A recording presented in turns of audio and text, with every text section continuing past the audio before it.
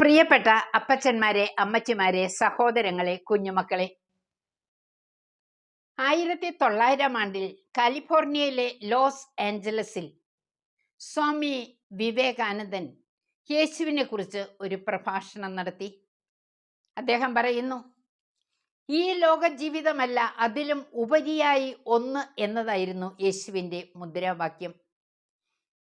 മങ്ങി മറഞ്ഞു പോകുന്ന ഈ ലോകത്തിലും ലൗകിക വസ്തുക്കളിലും അവിടുന്ന് ശ്രദ്ധിച്ചില്ല എന്ന്.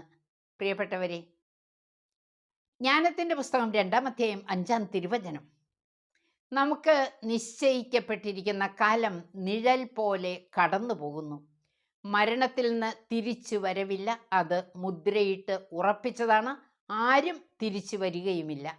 സ്നേഹമുള്ളവരെ, സുഖലോലുപത, മദ്യാസക്തി, ജീവിത വ്യഗ്രത, ഇതൊക്കെ നമ്മെ ലൗകികരാക്കുന്നു. അപരനു വേണ്ടി സുഖലോലുപതയിൽ ചിലതെങ്കിലും നമുക്ക് ഉപേക്ഷിക്കാൻ കഴിയുമോ? ചിന്തിക്കൂ. മദ്യാസക്തിയുള്ളവർ അതിൽ നിന്ന് വിടുതലാകാൻ കഠിന പ്രയത്നം ചെയ്യണ്ടേ? ജീവിത വ്യഗ്രതകൾ ഒഴിഞ്ഞാലേ കൃപ ലഭിക്കൂ.